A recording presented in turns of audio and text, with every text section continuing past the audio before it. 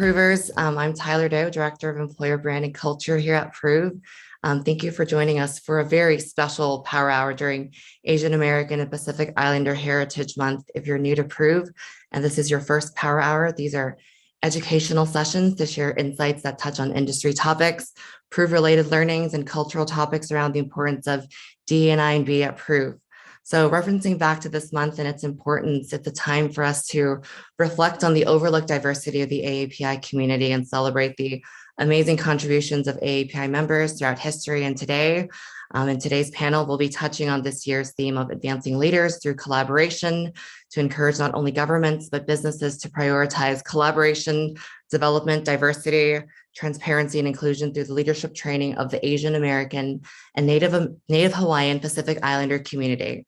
As we focus on pushing forward collaboration and building leaders, we'll be focusing on the lived experiences and struggles of some amazing but highly accomplished leaders that have decided to join us today to focus on ways to elevate our current and future leaders of the AAPI community. So to get things started, I'm delighted to introduce Micah Isagawa. If you don't mind introducing yourself, Micah.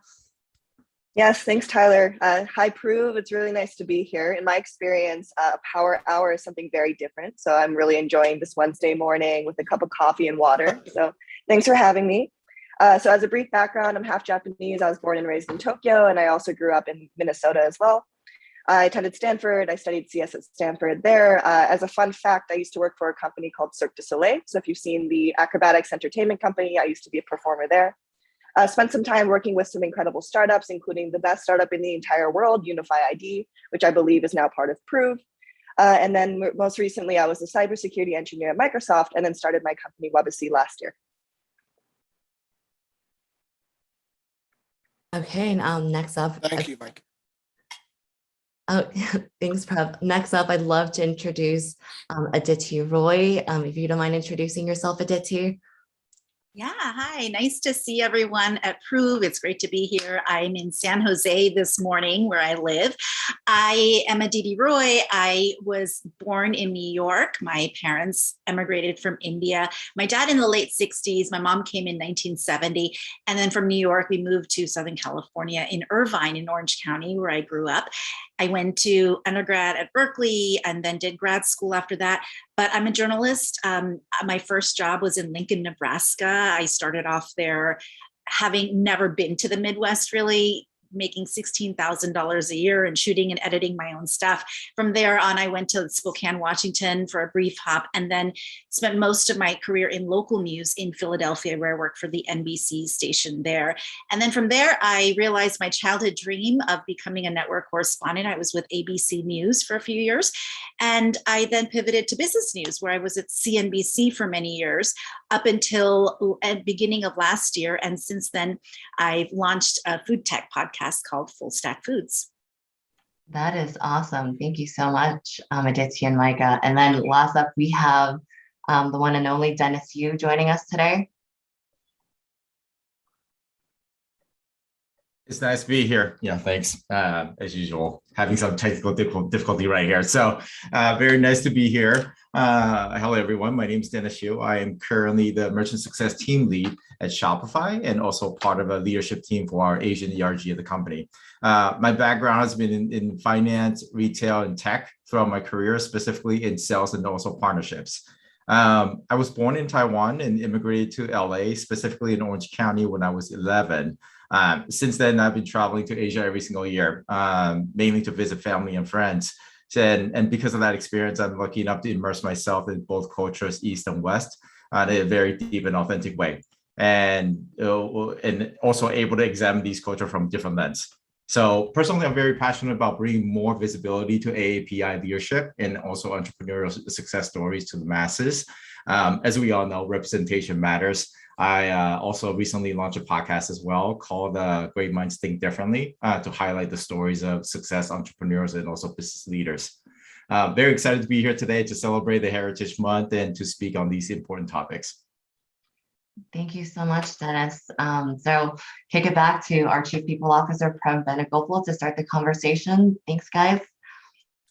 Thank you, Tyler, and panel. Great to meet you, and thank you all so much for your time today. I'm looking forward to our conversations very much, having such an esteemed esteemed lineup. And before we start, I just wanted to shout out, if I could, Tyler and Stephanie. So there's a tremendous amount of work that goes into preparing these power hours in terms of selecting speakers and selecting panels and making sure that we are all up and running, don't have any technical glitches and things like that. And again, with this session today, we had a lot of input from our diversity and belonging team as well. So Chris and Morgan and Lexi. So without the contributions and input from these volunteers across Prove, these sessions wouldn't be possible, and they're so valuable. So thank you to all of you for making this happen today. And again, thank you, panel, for being with us. This is a tremendous honor and privilege on behalf of Prove. So we heard a little bit about you all, but let me just go into a bit more depth so we can get to know you in a bit more detail before we talk about your progressions into your careers and where you all are today. So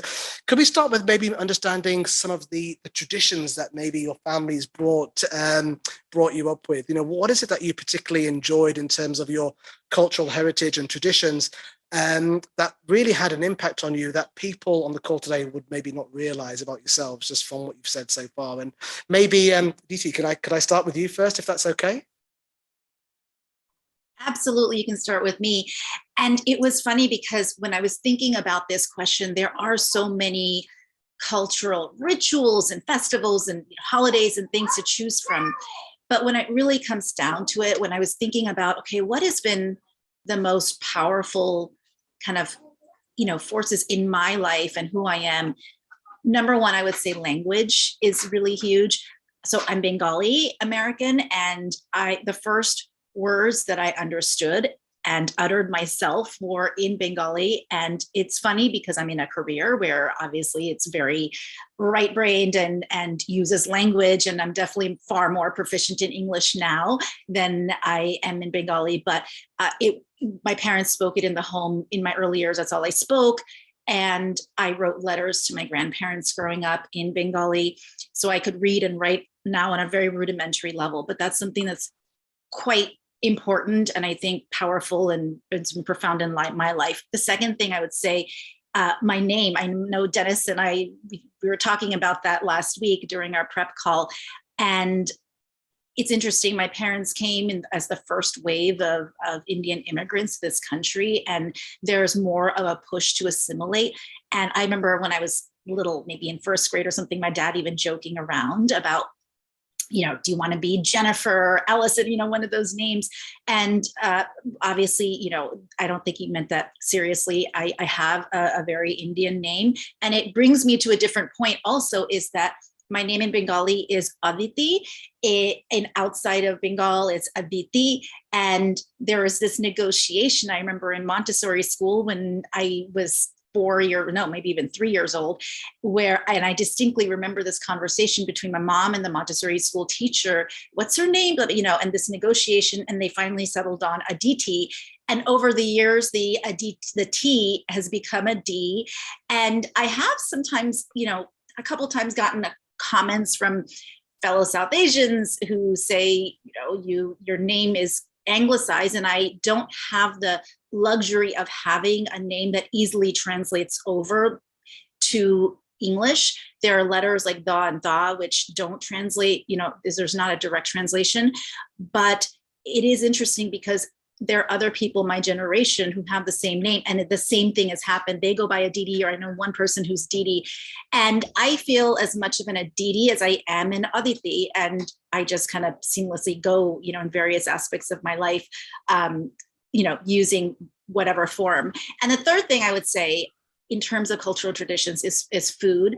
I think in a lot of different cultures, that food is so primal and, such a way of coming together.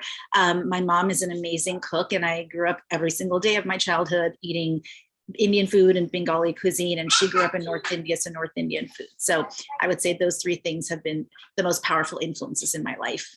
Great, thanks, Aditi. I can certainly relate to the food piece, being Indian as well. So thank you for sharing that. Maika, can I ask you to give us some insight on yourself as well, please? Yes, of course. Thank you. My first one was food. So I think growing up Japanese, I'm gonna start there, and then I have an actual one. But certainly as I've kind of grown and met people all around the world from international places, if there's nothing we can connect on if there's nothing at all we can connect on, I can count on the fact that they probably like Japanese food. So that has always been one great thing. But the other one is likely kind of the flexibility that Japanese culture offers. So I remember growing up, I kind of went between the States and Japan, but in the States, there's this phrase, the squeaky wheel gets the grease, right? And in Japan, there's a different phrase that kind of translates to the highest nail gets hammered down. So it kind of gives you a good sense of the differences between at least Japanese and American cultures and the differences there. So as a kid, I would kind of become frustrated in class when the louder kids would get exactly what they wanted because they would just ask for whatever they wanted. Whereas me coming from the Japanese culture, I was supposed to kind of just do the right thing and listen to teachers. And so it's not that one is better than the other, but having the two perspectives has given me multiple options for dealing with dynamic different situations. And I think that's the case with a lot of different Japanese traditions. But it's given me more tooling to move forward. So those are probably the two biggest things, food and flexibility. Oh, fantastic. Thank you for sharing that. I used to live in Japan. I have tremendous regard for the country and the people there. So it's a wonderful place. So thank you. Thank you for sharing that. And Dennis, please tell us about yourself as well. I think everybody pretty much took, answer the same question. My answer would be the number one would be food as well. Food is important. Yeah. It is very important, and I love to eat as well. So I think to me, when it comes to food, and especially like I mentioned, came from Taiwan, also Chinese traditions where a lot of times in the East, you have a tradition of eating as a family. So there's a deep meaning that's being attached with food, and also how it's being served, and also how it's been eaten. I think I'm pretty sure all of us have been to like Chinese restaurants where you kind of sit around the round table, and there's actually I forgot what it's called, but essentially the food gets passed around quite a bit. It's being shared. I think that's one part of the culture that's very intentional in the sense that food is meant as a family, as a community, and that's something that's even for me, like coming back here as well. So that's something I like to share with my family. The other part is, I think, just the way that, like I mentioned, I've traveled quite a bit back and forth from East to the West as well, and just understanding sort of cultural nuances in the East, where a lot of times when we talk about the philosophy of the dynasty eras or back in the days, or the beliefs of how people really conduct themselves. Studied quite a bit of meditation and also mindfulness in my early years. The philosophy behind that is obviously it's peacefulness, it's calmness, it's flexibility, adaptability. A lot of times that manifests into not being loud, not being outspoken, which is very, very different than obviously the Western society. So it's been an interesting journey for me, sort of studying, understanding the nuances of behaviors and psychology in both parts. Which is, something that I've taken on in my work on a day-to-day basis as well. Thank you. It's so fascinating to hear you talk about mindfulness, because it's taking on so much prominence, isn't it, in society at the moment, in the West and in the East. And hopefully we'll get a chance to speak about that in more depth going forward. So Dennis, let me stick with you if that's okay. So in terms of your background, each of you has achieved so much success in terms of your professional lives and your careers now. But tell me, starting with you, Dennis, about your educational time in the country, and how did you navigate that as a child, balancing these different cultures and these expectations on you? Was it plain sailing, or did you have challenges in terms of growing up here and going through that education and taking things forward in that regard? Yeah, absolutely. So like I mentioned, I immigrated to the US when I was 11. And at that time, we actually landed, it was me and my brother. We settled in Orange County in a town called Laguna. Beautiful, beautiful place, around the beach. And, I think the other part is when I started school, I didn't speak a word of English. And at the school I was in, I was certainly the only one or two Asians in the whole school. They didn't have any sort of ESL programs. They didn't have robust programs because, once again, we're really the minorities and the minorities. So a lot of times, the way I kind of learned how to speak the language was after school. I would just go to the library every single day. I still remember stopping by Taco Bell. Like, that was the restaurant. That was the place I loved to go to. That was sort of my first love with food. Hard shell tacos, right? And now I just remember I just ate it a year ago. It definitely doesn't taste the same as what I remember. So that was kind of how I, in a sense, sort of self-learned the language itself. A couple of years later, I moved up to a town called Arcadia in Los Angeles, which has a little bit, sort of larger Asian population, definitely more robust program when it comes to language learning for ESLs. And after I got to college, I studied econ at that time. It's at UC Irvine, so I stay around Orange County. It was kind of one of the few business programs at that time, and in school. Certainly didn't have a great idea of what I want to do, but I knew that I wanted to major in business. My parents were, I think in a sense, I was lucky. I know a lot of immigrant parents definitely push their kids into, being a lawyer, being an engineer or doctor and so on. My mom certainly tried to push me in that way, but I think I had a little bit more of a sort of rebellion in me that I didn't go that route. So I want to do something with business, which was something my father actually, also as an entrepreneur in Taiwan, was doing for the longest time. And I kind of want to follow that footsteps. And after that, my mother actually went back to Taiwan after, middle of my college years. So in a sense, I had learned how to be independent fairly early on, looking for jobs, in a sense, kind of build some skill sets for self-survival, looking for jobs, how to network, how to read the room, in different types of situations. And like I mentioned, my first job out of college was with Merrill Lynch of finance. And that's kind of like, taking what I study, using my logical analytical brain. After that, I wanted to get into retail. So I got into retail as a salesperson. And that requires a lot of skill set, I think, as a lot of immigrants could resonate with, which is understanding, having a good amount of self-awareness, as well as awareness of kind of reading the room. That's a big part of at least what I see as a successful having a successful career in sales and partnerships, and a part of the sort of ingredient. But yeah, so like I said, majority of my career has been in sales and partnerships, and now I'm in tech. Also in the revenue and merchant facing side. That's great. And still smiling, which is the main thing. Yeah, which is very, very important. Yeah. I was listening to a podcast this morning actually about the AAPI community, and they were describing this concept of rebellion that some of us have as actually assertiveness as well. And it's actually a strength in many ways to be able to have that drive and push forward. So it's interesting to hear your story in that regard. Maika, tell us about yourself and how you came up through the education system. And I'd love to know how you got to Soleil and how that came into being. Yeah, I can definitely talk about that. So I was born and raised in Tokyo, but I'm half Japanese. So my mother actually looks nothing like me, or I should say, I look nothing like her. She's a redhead white woman from Albuquerque, New Mexico. So if that gives you a sense of what my childhood was like, it was quite different. Every doctor would always assume that I was adopted, and it just wasn't the case. So my father's Japanese, and I went through the school system there. So my first language is Japanese, but luckily both of my parents speak English as well. And so I was taught English at home. And then I moved to the States when I was young too. So I would go back and forth during the summer. And so I went through both education systems, and I grew up in Minnesota, the whitest of white Midwest, lovely people, but I was often the token Asian, I think is a term that's coined nowadays.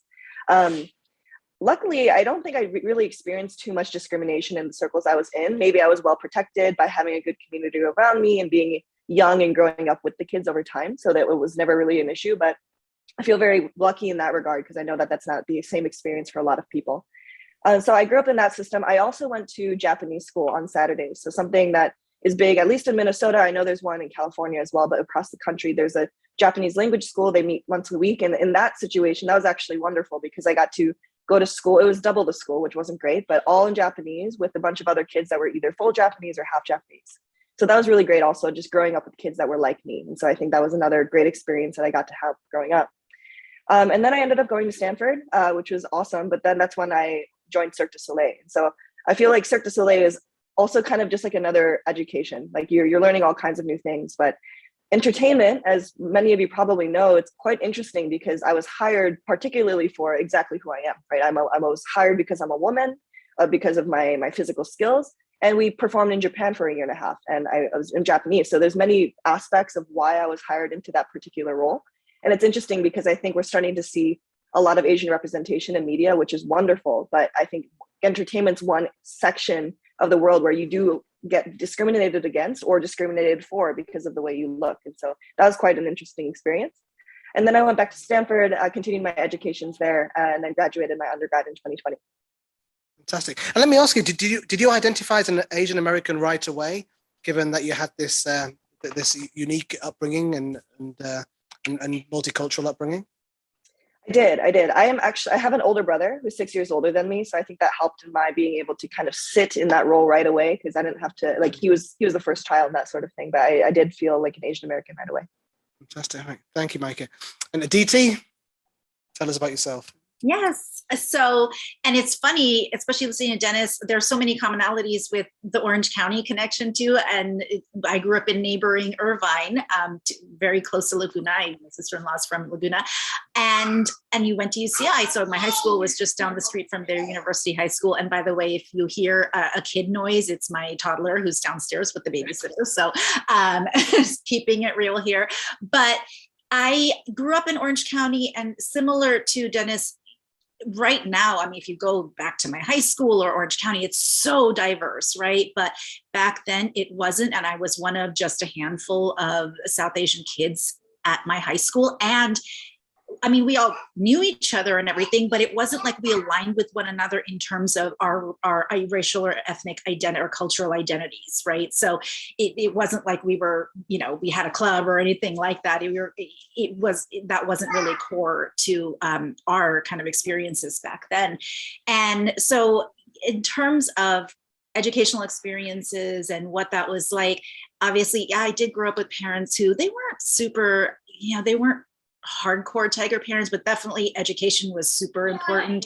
Achievement and getting good grades was really important. I think I put more pressure on myself than anyone could in terms of excelling and doing really well and, getting good grades and things like that. I decided very early on that my calling in life was to be a journalist. And I grew up loving to, I really did love school and I loved to learn. I wanted some element of, relaying that information to the public. So, some sort of public service element. And I wanted to do something different every day and experience new things and meet new people every day and learn new things every day. And so that's what drew me to journalism. And it was, I think, in 8th or 9th grade when I had this very seminal moment where this is what I want to do. And it all kind of came to me. And when I told my parents, it was obviously a shock. I did grow up with parents who, my dad wanted me a doctor or engineer. And so it was so non-traditional to, I want to be on TV news. I also grew up in a generation where I always say we watched so much TV in my household that I ended up on TV, but the news was always on in our house. And we were one of those evening news families back then where you sat around the dinner table and we watched the evening news. And it was one of 3 guys who was giving the news, right? And they were white male. But that was a really important part of my childhood. And in many ways, my mom, who didn't work outside the home, her view of American culture, like 90% of it was based on what she saw on the news or, sports, even she's a big sports fan, things like that. And so my parents did, they were not too happy at first when I told them this is what I wanted to do, but I kind of kept at it. And to their credit, they changed pretty fast. They came around pretty fast. And I have had tremendous support from them throughout my career. I started off, as I mentioned, in Lincoln, Nebraska. Never had been to the Midwest before and took the job sight unseen. And then from there to Spokane, Washington, and then to Philadelphia. And all of those places, I was either the first, the first, or maybe one of just 2 South Asians. And in those first 2 communities, in communities where there weren't Indian Americans in those communities. So, and it was interesting. I would say that when we were having our prep call last week, someone brought up the fact that in some ways, a lot of times people don't think, or they kind of ask me, like, what's your ethnicity? It's not obvious to some people. And a lot of times people think I'm whatever they are. So, if I meet someone who's Latino, they ask, like, do you speak Spanish? Or if my friends who are Persian are like, are you Persian? And in my career in journalism, especially in those local markets, that actually kind of helped me a lot, because you're not necessarily identified with a specific group, but so many times you're doing stories with specific, in areas where, or you're talking to people who are of color. And so I think there's more of that built-in trust immediately when you walk up, to someone's store. And when you're working in local news, it's a ton of trust, right? Sometimes you're covering stories that are the most horrible thing, day in someone's life, whether someone's loved one, died in something tragic, or there was a house fire, whatever, you're meeting people in really vulnerable times, and it's about building that trust. And I think that definitely my cultural background and everything helped in those ways in terms of building that connection. And I think also, we all kind of have walked that line, right? I grew up also going to India every 4 or 5 years and seeing my grandparents and living there, staying there basically for like several weeks to maybe even 2 months over the summer at a time. And we're used to walking that line and constantly context shifting. And I always say that it was great. Like, my experience living in Lincoln, Nebraska was amazing, because it forced me to, and I think everyone should do this just in life, like live outside their comfort zone and stretch themselves, because I talked to people and met people who are completely different and grew up very differently than I did. And it was about, learning about that and opening your mind. And I think I already sort of had that training of doing so growing up in what I did. And then I would say, like, the last thing in terms of, after I finished my education and I was working, I know that in my career as a journalist that there are times when you're told, like, okay, you need to be more aggressive. You need to, there is this premium of a journalist being aggressive and that bulldog kind of reporter who's going to chase you down. That's what we think of a lot of times. And that's not me as a person. And interesting, culture definitely plays into that, right? Because I was taught to you work hard, but you keep your head down. You're not supposed to brag about yourself, and you're not supposed to go in there. Your work should speak for yourself. And I feel like that's something that so much of us, that resonates with so many people in our AAPI communities. And interestingly enough, I think I just found my own way of doing things where, I thought, like, look, yeah, I'm not that person, but I think you can catch more bees with honey. And to me, it was about building those relationships and building that trust and being sensitive and compassionate. I know it sounds cheesy, but I felt like I got plenty of exclusives and plenty of times where people only talk to me for those reasons. But I definitely think that my cultural heritage has played into my career in those ways, and probably most powerfully by people being able to, like, build those bridges with you. Yeah, no, that's great to hear that. It's important to be your authentic self, isn't it? Which I think is part of the genesis of what you're saying. But let me ask you, and this is for all three of you, but I'd like to start with you, Aditi. Were there any major misconceptions about you in terms of how you were going to be? You talked about being this aggressive journalist and maybe fighting against that, but were there any other misconceptions that you experienced growing up? Gosh, the journey to where you are now? I think when I, like, looking back, I think it was more questions, because in a lot of those early news markets, and even in Philadelphia, I think at the workplaces, it was more questions. I think people just didn't know a lot about Indian Americans and the culture. And so you get questions like, the most common one was, what does adopt mean, right? And things like the bindi and things like that. I think it was a lot of questions, and I didn't. So, and I think, like, as far as misconceptions, I think now, weirdly enough, I live in Silicon Valley, where it's so diverse. In terms of AAPI, it's diverse in those ways. And sometimes there are misconceptions because I was born and raised here, right? So I was that first generation born and raised here. But there's also newer immigrants here who are my age, but who grew up born and raised in India. And I grew up in a time when my parents were the first wave of immigrants. And so when they left, they have an India in their heads that's frozen in time, right? So I grew up with an India in my head that's very different from the people who are born and raised there now and then come over here. My parents had a completely different experience being that first wave. Again, like, not, sometimes even, my parents were lucky they were in New York. So there's a, still like Bengali people in a community. And then we grew up in Southern California, which was a robust community. But my husband, for instance, who grew up in Michigan, it was like, oh, you see someone else who's South Asian, that's a big deal. But there are real differences in terms of the community, like someone like me and someone who's born and raised there. And a lot of times I think people on the outside don't see that, and they kind of paint you with the same brush. Like, I've been asked, remember at my daughter's school, oh, do you guys live with grandparents, right? And it's, no, I would never, but that happens a lot of times in more of the newer immigrant communities, and like little things like that I think that sometimes people, again, like see the color, they see the optics, and they kind of paint you with the same brush. Absolutely. Thank you. Maika, what about yourself? Any specific misconceptions that you've experienced on your journey to where you are today?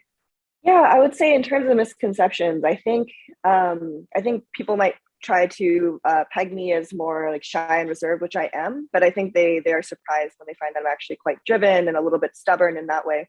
But more so, I've actually had more misconceptions returning to Japan than being in the States, interestingly enough. So because I'm half Japanese, I am taller than most of like the average women's height there. I also don't look completely Japanese because I am half. And so when I go back to Japan, sometimes there'll be misconceptions, like maybe they think I'm a foreigner, maybe they think I don't speak Japanese. And as soon as I'd open my mouth, it's fine and it changes. But there's a little bit of that that kind of like foreigner wall that Japanese have in general too. So not just speaking about being a Japanese American here, but going back to Japan and being half American there, there's a lot of, it's actually more prominent there than I've experienced in the States. Which is so interesting. Thank you. And Dennis, what about yourself? Yeah, I guess quite a bit. So I think a lot of times when we think about stereotypes, I mean, they do still exist. And then I'll tell a little story, kind of like what Aditi said. So early on in my career, I actually lived in Virginia for a couple of years, and I moved there. I was relocated there by a company, a clothing company.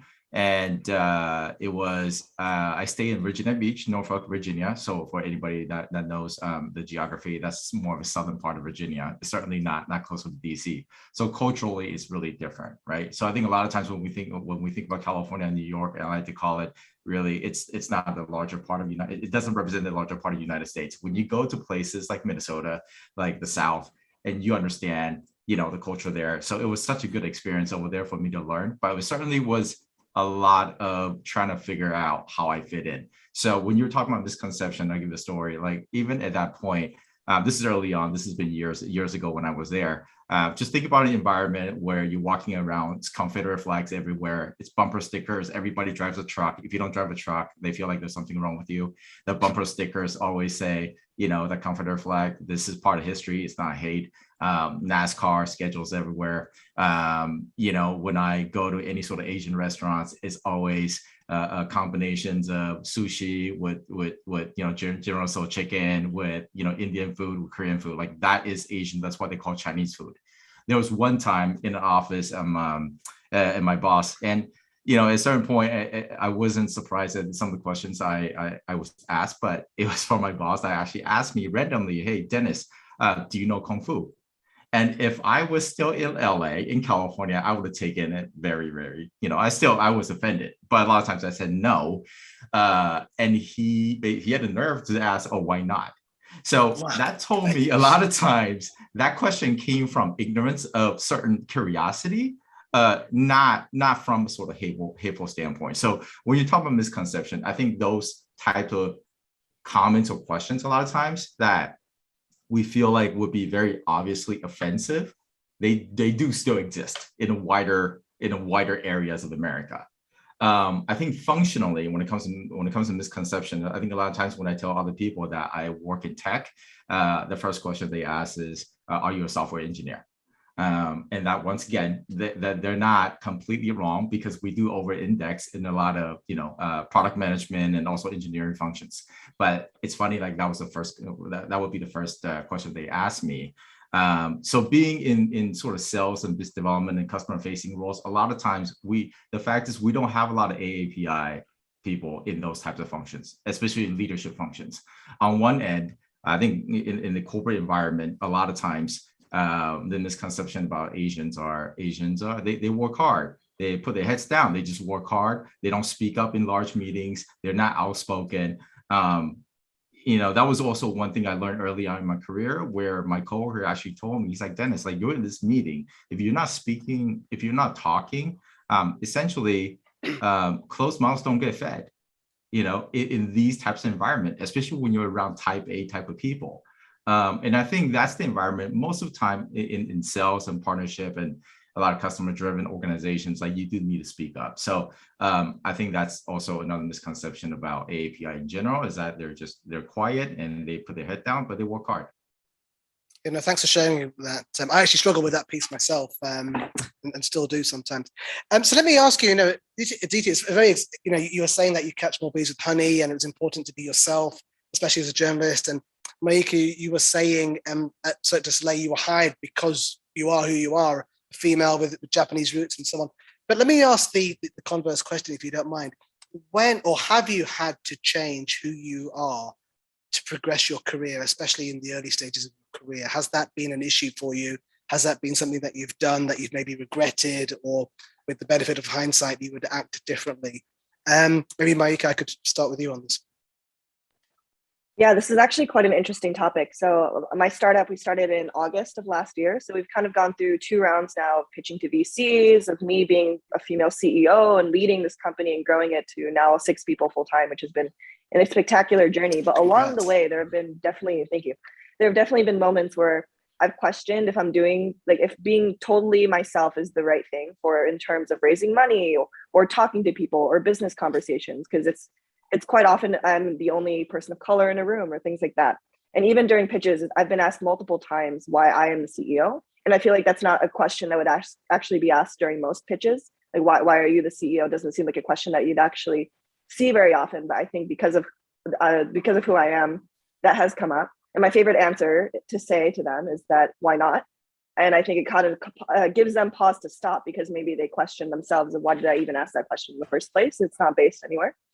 So I've had situations where, like, maybe I do need to be more aggressive. Maybe I do need to act a little bit differently. And maybe I do need to push back and be kind of a jerk on the phone to come off as more confident. And every time I'm just met with my own, like, internal voice saying, no, I don't need to do that. And every time I've been quite grateful to actually just stick with myself, because I have reached all of the goals I've been trying to reach. I'm able to raise the money. I'm able to gain respect from the people. And I don't think I think it would create some sort of, like, dichotomy in my brain if I tried to pretend to be someone else. And I'm grateful for who I am now. I've gained the confidence through many experiences to be able to run the company.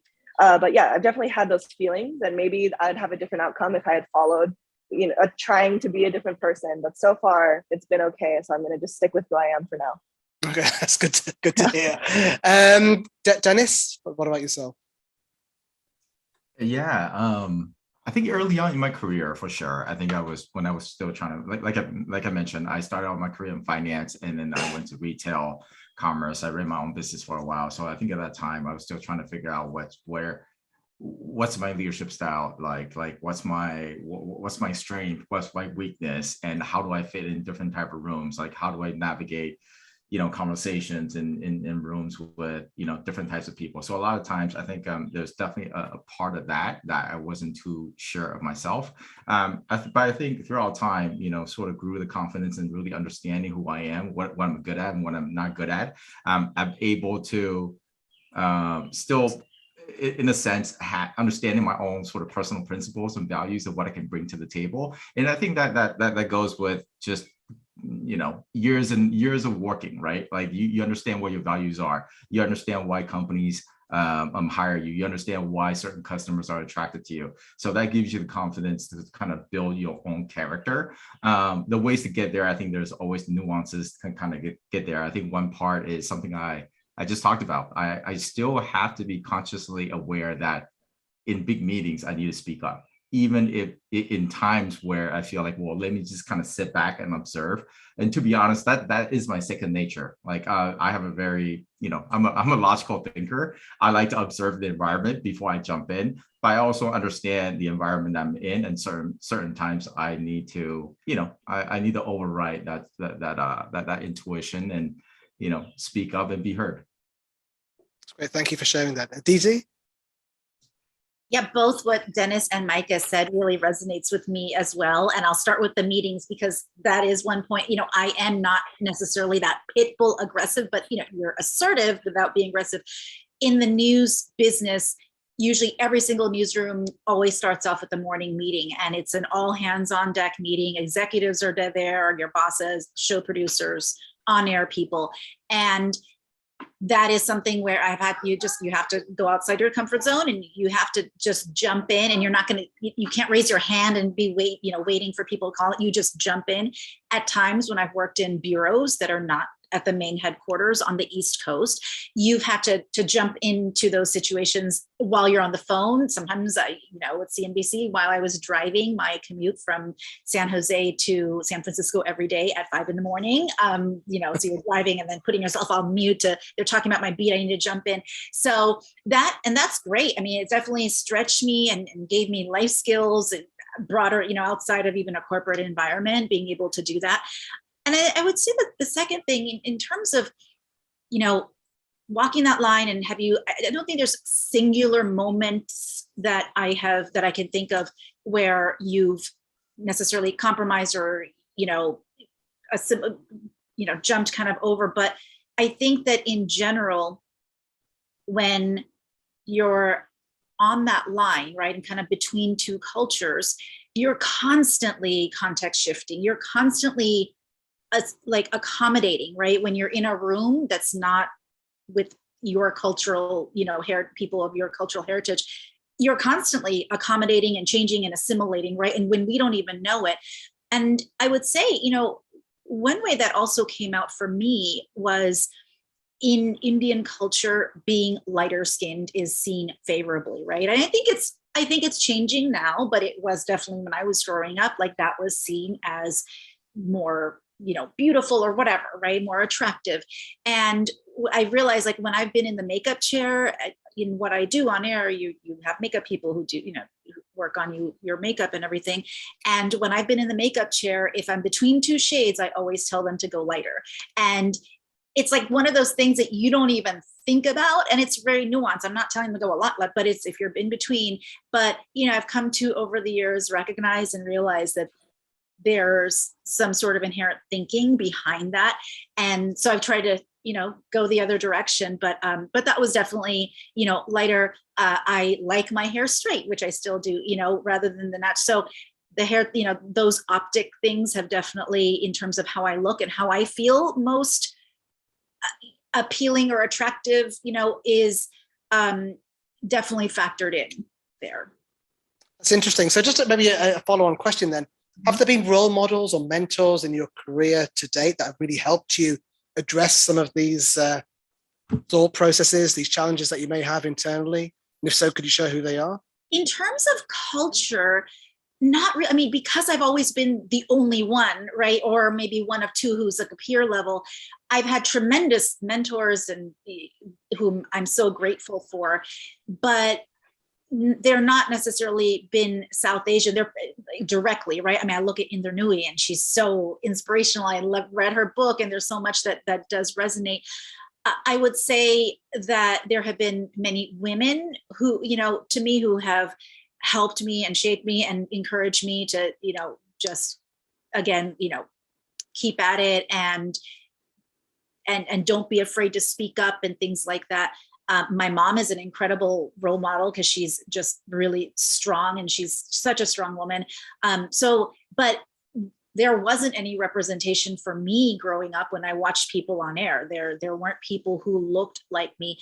I would say that the last thing I would say is probably when I was in Philadelphia, my muse director, he's Afro-Caribbean and American, but born in Barbados. I think he grew up here. And Chris Blackman is his name. He was an incredible mentor and still someone that I still call from time to time for career advice.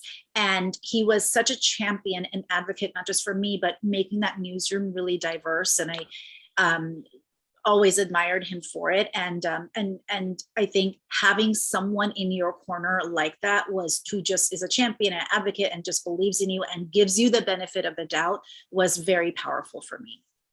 Fantastic. Maika, what about yourself? Any role models or mentors? Yeah, I think there's two that particularly come to mind. The first one is my father. I think it's pretty, it's kind of a basic answer that my dad is my role model, but it's truly the case. He grew up in very, very poor rural Japan with 7 brothers and sisters, huge Japanese family. And he married a white woman from America, which is kind of like a strange thing for back in that time. But he's kind of the traditional Japanese salaryman mentality where he just works all the time. And I really respect his commitment to his work and everything. But he worked for a Minnesota-based company. So again, he was really the only Asian man there. And I saw him struggle with it because his coworkers would be promoted before him, but even though he seemed to work harder. You know, as a child, you don't really know what the dynamics are. But he ended up becoming one of the youngest directors of this company. And now he runs the head of Japan office for it, right? So I got to see a lot of things, like kind of back to our previous question, changing yourself, not necessarily changing yourself, but I think he managed to find a way to grow parts of himself and reach the things that he needed to be successful in a leadership role, especially in a Midwest-based company, and kind of grow into the things like speaking out or grow into places like being a good leader. And rather than changing himself, just expanding what he already knew he was capable of and reaching new heights. And so I think that was one very large thing for me. In terms of female leaders that I've looked up to and women of color, there have been a few, but most prominently, probably my artistic director at Cirque du Soleil. She's the one who I met first before even joining the show, and just having, like Aditi mentioned, like having someone to kind of champion you and stand up for you and believe in you and give you that chance is something that I think really helped me personally in my career. And there have been a lot of women who have helped me and giving me chances to reach where I am today. So I'm very grateful for that. Fantastic. Dennis? Yeah, I said, I guess the short answer is not really. I think when I was growing up, there are a lot of people I look up to, and, you know, especially when we talk about representations matters, the people I really could see that look like me, act like me were on screens. And then those people are usually martial arts. So Bruce Lee, Jackie Chan, Jet Li. Like I mentioned, like my interest has always been in business, but I just didn't see a lot of great leaders being talked about, even though there were a lot.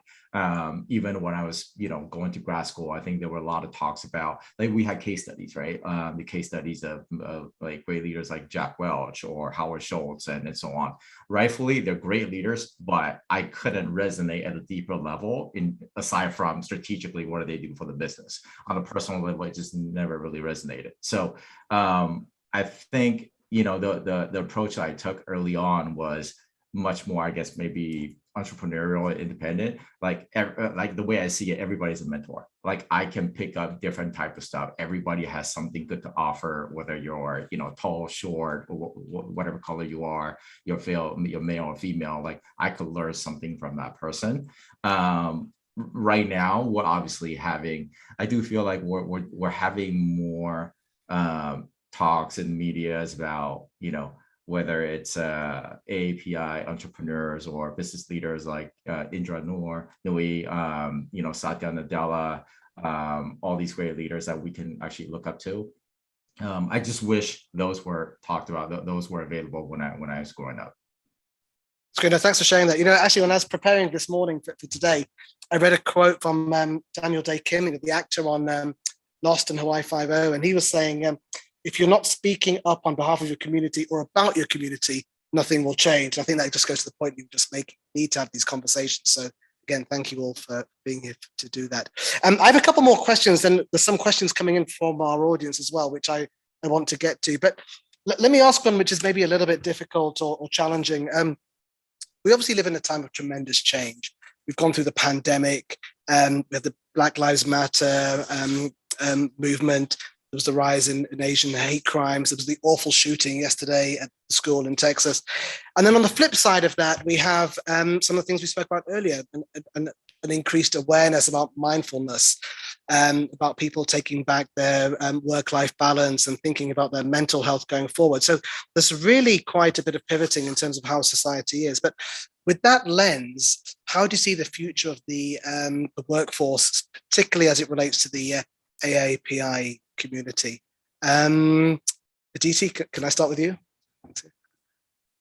Sure. Thank you. Yeah, I think it is all about just representation and continuing educating and just education and just awareness, right? I mean, the things that what you guys are doing at Prove here, just giving us a platform to address these issues. I mean, it's amazing that I've gone through more than 2 decades of a career. I've never been on a panel like this. I mean, there have been other panels where it's one question, right? Or something like that. But I think it's incredible that you're doing this, wonderful, but it's so necessary. And I think the awareness, the education, and also advocacy and coming together is really key. I know that, for instance, in the South Asian community, whether it's through politics or just overall organizations socially and things like that, that hasn't happened. I think growing up, right, there was a premium on just assimilating, and that whole keep your head down low and all that. And, more recently, there was, I don't know, many of you might have heard about this, there was a Washington Post columnist who wrote a food column, right, where it was quite racist, what he wrote about things, pet peeves or things he doesn't like, and basically said he can't believe that the Indian subcontinent, the entire cuisine of a continent rests on one thing, which is curry, which is false, or one spice. He called curry one spice. So if that's false, the fact that it rests on one thing, that's false. I mean, and it was quite literally, I mean, it was just racist. And if this had happened maybe 10, 15 years ago, I mean, before social media, probably nothing would have happened. But because of social media, I think because of awareness, people are more woke. Twitter was going crazy, and not just with South Asians, Indians, Desis, but it was everyone else too, right? And you had someone like a Padma Lakshmi who wrote a counter to that that was published in the Washington Post, and then he, issued an apology. But that wouldn't have happened so many years ago. So again, it's representation. You had someone like her who is a powerful figure who people listen to. She's high profile and has a lot of followers. It's about us coming together and speaking out, and it's just about educating people. And in her article and in some of those tweets and everything, people educated, well, no, this is not correct, so let me educate you. So I think it's those 3 things. Yeah, and I remember that article. Yeah, it was fascinating, when that came out. Thank you. Maika, what are your thoughts on the future? Yeah, I think this is a tough question. I was thinking about what I wanted to say and also listening to Aditi's wonderful answer too. It's kind of hard to do both because This is a really tough topic. Yeah, I would say that this is a time of incredible volatility and vulnerability. And I think it's actually one of the best and most important times too, because each individual has never had more power to be impactful. So like all of us have the capabilities to do something within our communities, within our small circles, to change the ideas and beliefs of others around us. And I think my career is pretty much just starting, but I definitely feel like I'm standing on the shoulders of all of the people that have come before me to drive the path and way so that I have a greater opportunity to become a leader, to be a leader, and to be seen and respected as a leader too. And I think that whatever we do now is going to create the platform for the generation below us and the generations to come. And things are already changing. Like we're having AAPI months every year. Companies like this one are holding panels like this to bring the discussion up and to open up conversations. So I just think it's going to be better and better as long as each individual takes responsibility and action within their own community. That's great. Thank you, Maika. Dennis? Yeah, I agree with everything that Aditi and also Maika just mentioned. I think it is an incredibly important time, and I think it's incredibly amazing time for all these changes happening, coinciding with also what had happened in the past 2 years and with pandemic. I think the old antiquated approach of one size fits all in the organization, I think those days are over. Especially if you want to drive a high performing organization and attract the best of best talents, because those best talents, they're going to be diverse. They're going to come from different backgrounds. They're going to look very differently, and they're going to ask for those types of benefits, and they want to be cared for at workforce, right? Because the fact is, we spend more time at work most of the time than our personal time. So I think it's rightfully so that we're asking for these types of care and understanding on an individual basis. I'll give an example. So in my company Shopify, I think it's fairly unique. The culture is very high touch and high touch and high care, I would say, across the board. I actually just finished up a leadership program called Leading Wow X. which I've never seen any other, at least to my understanding, I've never seen other organizations do so, which is actually it's a leadership program designed specifically for underrepresented groups. Because a lot of conversations that we're having within that program are some of the conversations we're having right now. For example, what are some of the cultural conditioning that we have that we carry on to work?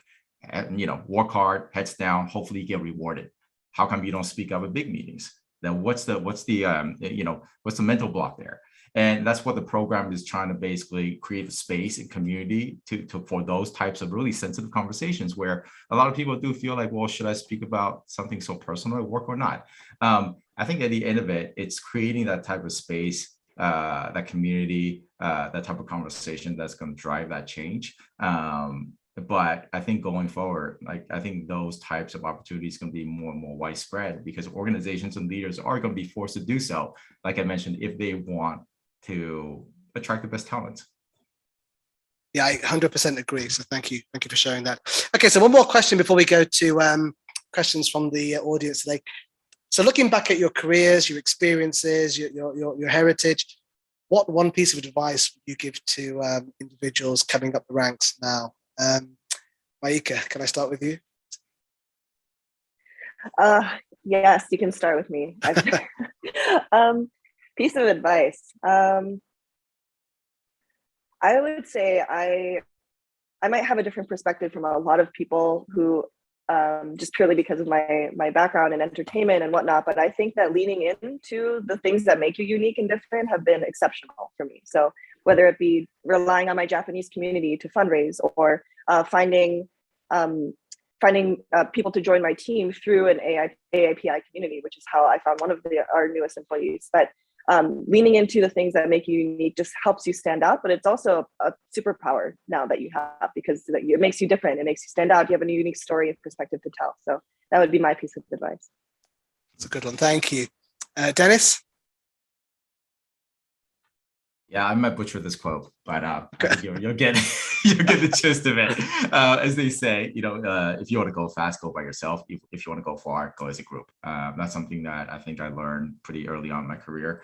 Just being somebody who's more of a self-starter, entrepreneurial. Like I like to go fast, but quickly I realized here's the thing: like people really make the organization, make the team, and that's the part that even if it takes that extra amount of work and attention, like we just mentioned, in terms of caring and understanding who's on your team and how they, what the strengths and weaknesses are, and what make them tick and so on. Even though that's going to take more time than going by yourself, it's what's needed as a leader to build a successful organization in the long run.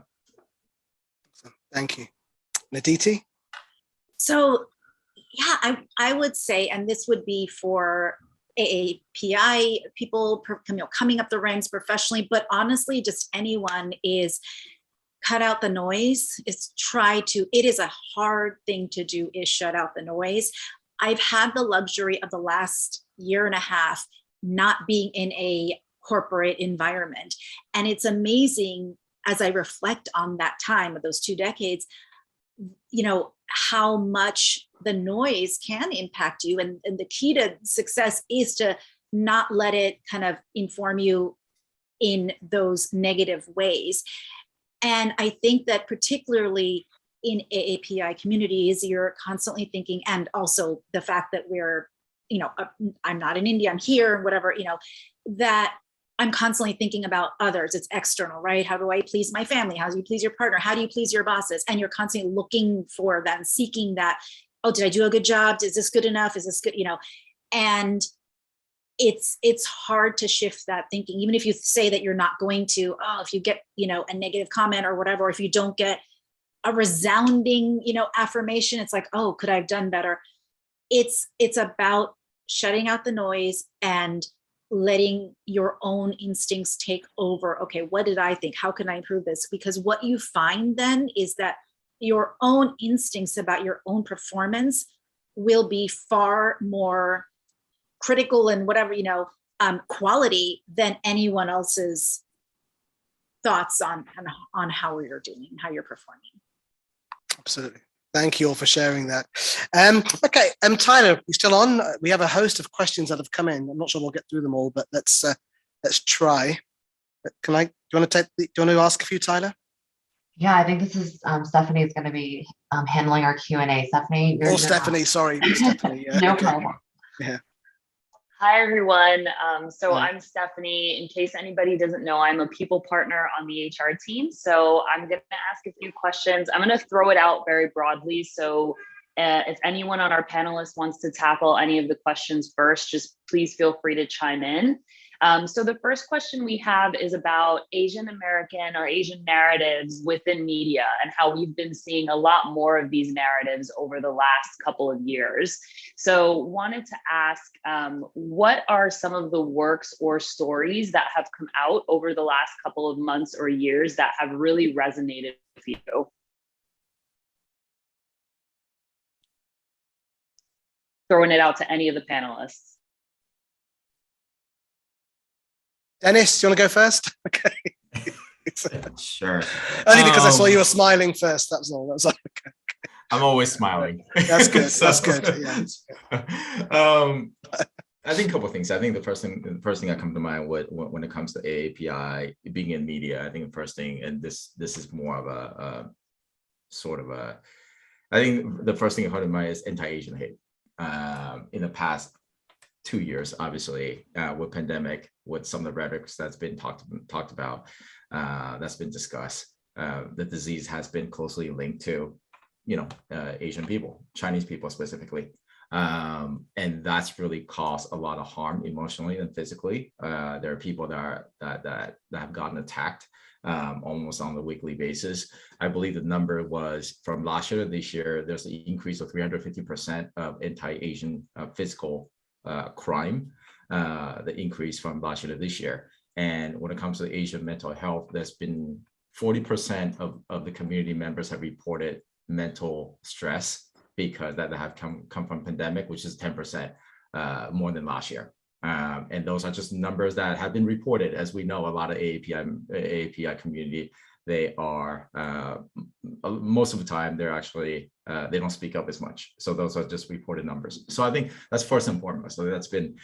in the media. On one end, I think it kind of it shows what's going on in society. On the second part, I guess more of the positive front, I think there's a lot of people coming together. There's a lot of voices that are being spoken against the anti-Asian hate.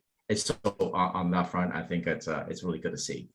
The other part that's been in media, I think it's a little bit lighter, which I really like the movie Shang-Chi. Just having the first sort of AAPI Marvel hero. I mean, that's once again for somebody who's watched Bruce Lee early on, like it doesn't get any better than that. And over and over again, like I said, representation matters, right? Like nobody knew like there could be a hero that looked like Simu Liu, but that's what it is. We're diverse. And one thing I'll add before I kind of close out the question is that, even look at this panel, I think AAPI, it's not a monolith. Like it's so diverse. We have, South Asian, Southeast Asian, East Asian, and even within those regions, Japanese people are different than Koreans. Koreans are different than Chinese people. We're so complex and we bring so much value across the board. I'm just glad that now the media, especially Hollywood, is starting to see the value of producing different types of movies and content that really showcase the diverse part of us. So. And I would chime in there also. So I'm trying to think of shows, and I have 2 kids, so it's hard for me to consume all the media and all the shows that I want to. The negative side, I would say, is that in terms of shows, I constantly still see in South Asians, Indians, cast as the tech person or the doctor, right? That in supporting roles. So, I think we have a ways to go in terms of overall shows or even characters. I think that there's people, like I mentioned, Padma Lakshmi, and she has the show, Food Nation. The work she's doing is tremendous. People like Mindy Kaling, just representing, we have Kamala Harris, obviously, we have individual people. I'm seeing, everyone, not everyone, but Diwali as a festival is there's far more awareness. It's at the White House. I feel like there's probably a postage stamp or something, you know, and it's being celebrated even at schools, and there's just so much more awareness. And I would also lastly say that I, as someone who is a mom of 2 young kids, most of the media that I am exposed to is for young kids. So there's a Disney show called Mira, which is really cute about a detective, and it's kudos to Disney for, again, you know, you're seeing characters that are so much more, have rich cultural heritages, and that it did exist growing up, right? But there was that almost sometimes there was moments where it reinforced stereotypes, right? But Mira, from what I've heard, is it seems really sweet and cute, and they have all these references, and my daughter thinks it's cool to, you know, do this or that or know this, or even the names, you know, of the people on the show are very authentic, and there's that cool factor. I know she also watches on Netflix. There's a movie called Over the Moon about the Moon Festival and this little girl who built a rocket, and she was obsessed with that movie. We have the doll figurines, and there's also Encanto, which anyone with any kids, or if you even know a child, like that's all that's played in our car at all times. And again, my daughter's got the costumes and stuff, but you know, they have the doll, I remember my older daughter, she has a costume, she's like, I look just like her. And they look, you know, at the doll, and it's like, isn't she beautiful? And, oh, I look like, you know, just like her. And that is it is so powerful, you know, as someone who I grew up with the Cinderellas and the, you know, Snow White, and you wanted to, you know, there's so many kids I know or whatever, you wanted to be white and blonde and blue eye, you know, that was your kind of norm. And so I think there's great stuff in the media, even from the kids' angle, and hopefully that will continue to play out for adults. Yeah, I'll jump in here just to ride the train really quick. But I think the boom in Asian representation in media has been bananas in a very, very good way. And I think, as much as we don't want to admit it, I think mass media is super unconsciously influential on us. And so seeing all of these like complete Asian casts, and all of these shows that are winning awards like Parasite or even Squid Games, and the popularity and the rise of it. Asian culture has always been cool, if I do say so myself, but I think now it's becoming like mainstream cool. People are actually flocking to it. And I think we're going to see the impacts of that decades from now. Absolutely. Steph, do we have another question, or time for one more maybe? We do. So we have time for one more question, but if anybody has any questions that we are not going to get to, please feel free to send them to Tyler. So obviously you guys are all working for different, you know, sized companies. And so we're curious, what are some of the ways that your companies are working to amplify the voices within the Asian community? And are there any differences between, you know, a startup and what you guys are capable of doing versus a mid-size or larger organization in your experience? And anyone can tackle this. Aditi, can we start with you? Oh, no, Maika, go ahead, Maika, go ahead. No, sorry, I just had a thought. So I think last time we chatted, Dennis mentioned something about if there's no seat at your table, then build your own table. And so I feel like at Webacy, I've kind of done that. We actually, a majority of our employees are people of color and actually of Asian descent, which has been fantastic. But we're quite small, and as a small startup, you have limited resources, but we still find it's very important to amplify these voices and in our communities as well. So we've actually been hosting events specifically in San Francisco, but for Asian founders in Web3, because we're in the crypto space, and those have been fantastic, as well as actually leveraging the Japanese side of our investment team and our advisors as well. So we're doing a lot of Japanese-based entrepreneurship and entrepreneurship leadership with some of the younger founders that are based both in San Francisco and Japan. So that's what we're trying to do there. And as we grow, I'm hoping we can do a lot more. Aditi, sorry, I think you were going to say something. I interrupted you. No, you're fine. I'm glad Micah actually started first, so I could think about it.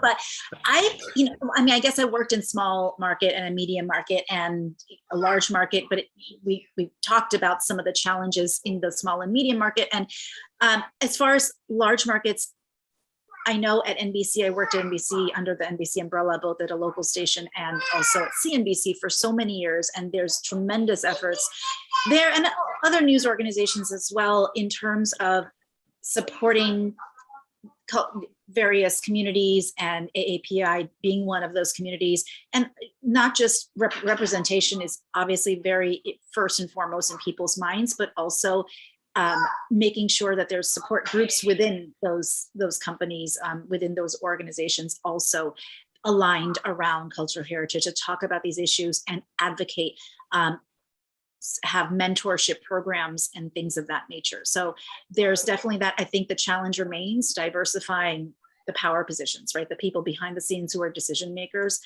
That could probably be said of any industry, but that's what remains the challenge. And Dennis, any thoughts from your side?